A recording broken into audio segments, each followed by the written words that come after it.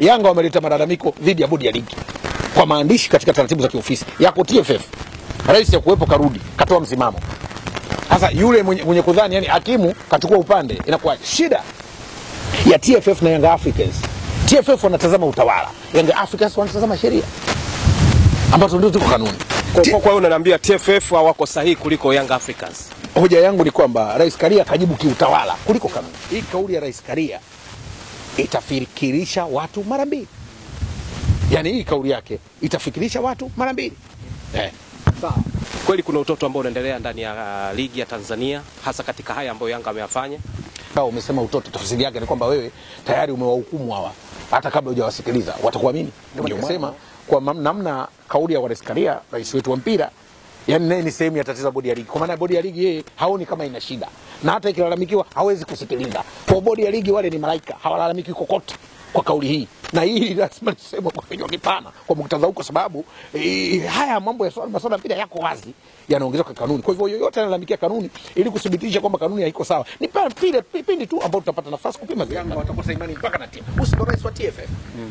Kama rais wa TFF barua ziko mezani kwako, malalamiko yako mezani kwako, kinalalamikiwa organ. Unajua bodi ya ligi ni chombo kidogo kwa TFF. Inalalamikiwa organ na watu wameitolea maazimio. Unajua sio kila maazimio yanajibiwa kama maazimio. Kuna wakati watu wanakaa wanasikiliza mambo hivyo. Inaonekana kama madai ya Yanga yeye yameghadhabisha, kapata ghadhabu. Sasa miongoni mwa vitu kwa kiongozi ni kutokukadhibika haraka.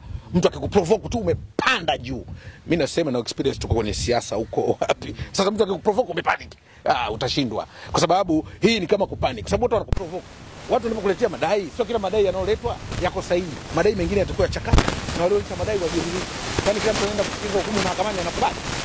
Unaweza kufungwa miaka 3 mtu anaona amefungwa michache. Na mtu aliyefungwa anaona kaonewa hata kama kafanya uhalifu. Sasa dhana nzuri ni kusikiliza watu. Wakishasikiliza watu, toa hukumu wakiwa wamesikilizwa. Sasa hapa watu hawajasikilizwa, maamuzi yametoka na kila kitu kipo kama ambavyo kinatajwa. Ndio bwana, utoto, dhana ya utoto mimi nadhani ingetolewa maelezo ya wazi. Kusema utoto kwa nani sasa? Utoto kwa Yanga wamelalamika, sio? Sasa wamelalamika madai ambayo hayana usawa, hayana uhaki, si utasema baada ya kuyasikiliza. Sasa ukisema tu jumla kuna utoto. Unajua tumetengeneza viongozi na tuna viongozi ambao hawataki watu walalamike. Hawataki watu wazungumze changamoto. Lakini unatakiwa ulalamike ukiwa na hoja. Pengine ameziona ni hoja za kitoto ndio maana akasema ni utoto. Sasa hoja za Young Africans zimepelekwa wapi? TFF kwa kanuni na maandishi sio? Ambako TFF wana haki ya kuwasikiliza Yanga waliotajwa. Kwa sababu mtu akuletea malalamiko lazima umsikilize. Na nyinyi mkae mueleze bwana hicho ulichokilalamikia utaratibu ukoje? Si ndio atakaoji hiyo? Hasa mjakaa hata hicho kikao umesema utoto, tafsiri yake ni kwamba wewe tayari umewahukumu hawa hata kabla hujawasikiliza. Watakuamini? Ndio maana unaona kuna taarifa ya Young Africans wanapeleka madai kasi wakiamini TFF, bodi ya ligi hawaiamini. Sasa hivi Young Africans dhahiri watatoka wana imani na TFF. Hawana imani rais. Lakini scenario ambayo inaendelea mpaka dakika hii, manake president wa ligi ya Tanzania Wallace Karia alikuwa anaelewa kila kitu, mabouncer, si kitu gani kuzuia timu fulani isiingie kucheza mpira, ndio maana yake anasema huu ni utoto na akaweka msimamo wake kwamba akubali na hicho kitu pengine. Msimamo wa Karia sio wa utu, msimamo wewe wa sheria na kanuni. Ndio maana wale Young Africans wanalalamika kikanuni. Simba Sports Club wanalalamikia kanuni. Kwa hoja ya utoto ni mpaka pale ambapo watu mtathibitika madai yamesikilizwa. Kinachofanya sasa hivi sieleweke ni dhana kwamba maoni tu yani watu wamekuletea malalamiko ya kikanuni, wewe unatoa maoni. Maana Karia akatoa maoni yake. Na nini ambacho nilitaraji kukiona kutoka kwake kama president ambaye ni mtu mwenye mustakabali mpira wa mzima wa nchi, ilikuwa hawezi kuzungumza jumla, tunakutolea maelezo wazi. Kwa sababu hapa kaleta mchafukoge, maana yake madai yote Young Africans kuhusu bodi ya ligi TFF hayajasikilizwa. Karia kaamua hawana haki. Ndio kwa mujibu wa hii interview yake tuliyomsikia. Unamaanisha kwamba hamna swala lingine, manake kulikuwa na uchunguzi ambao unaendelea. Manake Rais Karia kashaenda kuharibu uchunguzi. Kavunja uchunguzi, katoa majibu kwamba hakuna chochote. Sasa tafsiri yake ni kwamba hao wanaotaka kwenda kasi ndio wanajua kwenye mpira wa nchi hatuwezi kusikiliza. Na Afrika tunayo rekodi. CAF wanashinda kesi kasi kwa sababu kuna urasimu. Mpira wa Afrika una mafioso, una urasimu. Juzi sababu leto sikawashinda kesi CAF. Uko kasi. Wanamlipa fedha. Tunazo hizo rekodi. Kwa nini? Kwa sababu ya mazingira ya viongozi kutokuwa wazuri kusikiliza watu na kufanya maamuzi ya kikanuni zaidi ya ule ubabe wa utawala wa mpira. Na hii haijifichi. Ndio maana unaweza kuona lugha kama Yanga wameleta malalamiko dhidi ya bodi ya ligi kwa maandishi katika taratibu za kiofisi yako TFF. Rais ya kuwepo karudi katoa msimamo. Sasa yule mwenye kudhani yani hakimu kachukua upande, inakuwaje? Walikuwa nasema kwa maana ya bodi ya ligi wajiuzuru. Maana yake ni kwamba unamwambia Rais Karia kwamba wale ambao ulioweka pale umeweka watu ambao sio watu sahihi. Maana kama alikuwa anamkosoa yeye mwenyewe pia. Unajua, nadhani tuweke sawa. Ukisikia kitu kinaitwa maazimio, ni mapendekezo yetu juu ya madai tuliyotoa. Maazimio si msimamo. Ndio mapendekezo yetu. Maazimio tumeazimia hivi. Mapendekezo yetu katika tuliokubaliana ndio maazimio. Sisi tumekubaliana kama hivi, basi hiki na hiki kitendeke. Sasa kile kitathibitika pale tu, kwa sababu ile ilikuwa ni barua ya malalamiko yenye kuweka maazimio. Lakini yale maazimio mpaka tuthibitishe kile mlichokilalamikia.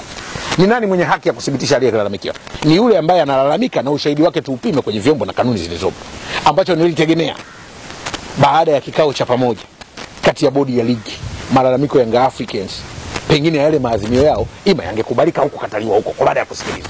Sababu sio kila mtu anayelalamika anaenda kushinda kesi. Sasa fasili yake ni kwamba aliyelalamika kwa TFF hii tuliokuwa nayo sisi, ulalamike usilalamike, wewe una haki.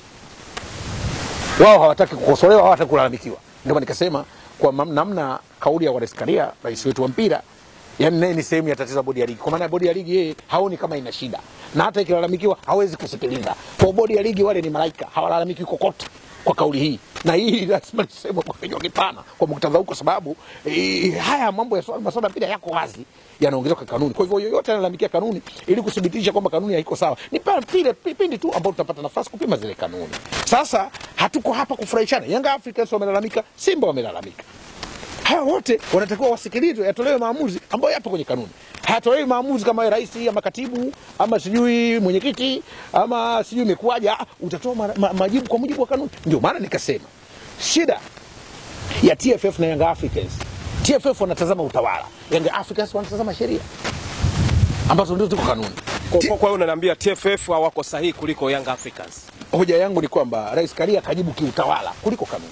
Wewe ulitegemea nini akizungumze Wallace Karia, kwa sababu yeye ndiyo rais wa mpira wa miguu Tanzania, na yeye ndo anaweza kutupa direction nini kifanyike kutokana na kadhia iliyopo sasa hivi? Wewe ulitegemea azungumze kitu gani? Mimi nilitegemea azungumze mustakabali wa hili jambo baada ya kujiridhisha kuona kinachotakiwa kufanyika juu ya madai ya Young Africans. Sababu Young Africans wamelalamika, baada ya kusikiliza malalamiko ndio watu wamezungumza. Kwa sasa hivi angesema jambo liko mezani, tutalifanyia kazi. Kulikuwa na ubaya. Jambo liko mezani, tutalifanyia kazi. Nimetoka safari, tutalifanyia kazi. Angesema kuna watu wanaleta ujanja, si ndio imani sasa ya watu inaondoka kutoka kwako. Na sio imani ya watu. Sio imani ya watu. Umeelewa vizuri? Ndio maana unaona hili jambo kila mtu ana maoni yake tofauti. Kwa sababu jambo umelalamikiwa. Swala ni kwamba tutasikiliza malalamiko. Tunasikia bwana kesi iko mahakamani mpaka tuisikilize kwenye hatua zake. Ama imo kwamba hatua ya kwanza ya ushahidi. Tutasikiliza ushahidi ama ndio wanasoma maelezo tunajieleza. Baadaye tutafika hatua ya utetezi. Bwana kwa kuwa tumeleta madai tutayapokea, tutasikiliza. Huo ndio utawala duniani kote. Sio Karia peke yake. Kuna swala ambalo sasa hivi wadau wameendelea kujadili sana kuhusiana na kauli ya Wallace Karia hii ambayo amezungumza kwamba wale watu ambao wanaleta utoto na ujinga nao wana mambo yao ya hovyo ambao pengine hawakustahili kabisa kuwepo katika mpira wetu wa miguu. Kwa maana hivyo bila hili kumbe kuna mambo mengine ambayo amejificha huko ambayo Wallace Karia anayaficha, hatoki na kuyazungumza au kuyatolea msimamo kama kiongozi, ila kwa sababu ya hili anaona kubalance. Mtazamo wako ni upi hasa katika hilo? Ni kwa muktadha huu kwa anachokisema naye ni kikohozi kwa mtu mwenye pumu. Unamaanisha nini? Ni tatizo kwenye tatizo, kwa sababu ukisema nao hawana sifa, hataweza utakuwa unakosa wao sifa. Sababu hawa virabu ambao unaweza kusema wana madudu yao, hawa ndio wanamchagua rais wa TFF. Unaona tukianza kwenda mbali. Sisi tunataka twende mbali. Ukisema hawa nao wana madudu yao, kumbe na wewe una madudu yako. Unaelewa sasa tunaanza kukosa ile smartness, ule usmart. Wewe unasema hao wanaozungumza na mimi wana madudu yao, kumbe na wewe una madudu yako. Kwa hiyo pia hata madudu yao wenyewe wanafichiana wenyewe. Kwa hawa ndio wametangulia kuyatoa, naye anataka kuyatoa. Kauli ya Rais Karia inafikirisha zaidi ya tunachofikiri. Kama unakiri hawa wana madudu yao, na wewe kumbe una madudu yako, ndio fasili yako. Hatudhani tulikuwa kama nikasema. Narudia kusema. Alichokisema tunatakiwa kusema. nadhani alikuwa ajipe muda hata kama ana maamuzi. Unajua binadamu ameumbwa akilisikia jambo anapenda upande gani. Lakini ukiwa kiongozi hisia za upande wako huwezi kuziachia mapema. Lakini kwa bahati mbaya inaonekana hili limeachiwa mapema. Ndicho. Zuberi George Mkaraboko, tukiona kwa jinsi ambavyo kwa maana ya Rais Wallace Karia kaweza kuzungumza, tafsiri ya moja kwa moja ni kwamba yale madai ambayo Yanga alikuwa anayataka pointi 3 zimekufa. Cha pili kwa anahitaji kwa maana mchezo kutochezwa lazima utachezwa. Kujiuzulu kwa maana ya bodi ya ligi kujiuzulu haipo tena. Kwa kauli jinsi ambavyo Wallace Karia kazungumza, maana yake katafsiri hicho kwamba vyote ambavyo Yanga alikuwa anavihitaji haviwezi kutokea. Ndio bila shaka. Na nadhani pia kwa kuwa TFF sio mamlaka ya mwisho ndio tunaona ile dhana ya Yanga kwenda kasi inakuja. Unaona Yanga kwenda kasi, wana hoja za msingi za kwenda kasi sasa. Siwezi kufasiri hoja zao za msingi Yanga kwenda kasi kwa maana nitakuwa nafasiri ninachokiona, lakini nadhani kwa majibu aliyotoa Rais Karia, Yanga sasa wamefunguliwa mlango wa kwenda kasi, kwamba hapa hakuna anayeweza kuwasikiliza, hakuna anayeweza kuwasikiliza. Na kusikilizwa sio lazima unachokisema kiwe kina mantiki, angalau utendewe haki, usikilizwe. Hata mtoto akiwa analia anaweza kaja, sio kwa maana ukija lazima upige tena, unaweza kumnyamazisha akaelewa na mambo yakaenda. Kwa hivyo mimi nadhani ameona hicho. Yote katika yote, pengine kama una chochote cha kuzungumza kuhusiana hili, uwanjani wako, pengine kile ambacho hatujakuuliza. Mimi nadhani kwamba tunahitaji alitoa Rafael. Unaona, mimi nadhani ni kufuata utaratibu. Sawa, ni kufuata utaratibu na kuangazia nini ambacho kinafanyika. Kwa bahati mbaya sana nilikuwa nikisema mara nyingi, tunalo tatizo la kutofautisha utawala na taratibu za kisheria katika nchi, na hasa kwenye mamlaka. Taratibu za kisheria ndio maamuzi ya utawala. Utawala ni maelekezo na sheria ni fasiri na ukweli. Sasa mara nyingi viongozi wa kiutawala huwa wanapenda kutumia maamuzi ya kiofisi kwenye taratibu za kisheria, na hata kauli hizi ambazo zimetolewa hapa ni maamuzi ya kiofisi kwenye taratibu za kisheria. Kwa hilo lichungwe, ndio linaloleta mgogoro mkubwa kama unaotokana. Asante sana Mkaraboko. Asante sana mzee. Bwana, tuko napiga story na Zuberi Mkaraboko, ameweza kutoa kile ambacho yeye anakiamini kutoka kwenye yale ambayo aliyozungumza Wallace Karia. Mimi naitwa Rugano Israel. Asante sana kwa wewe ambaye umeendelea kutufuatilia kila wakati kupitia Ben TV, lakini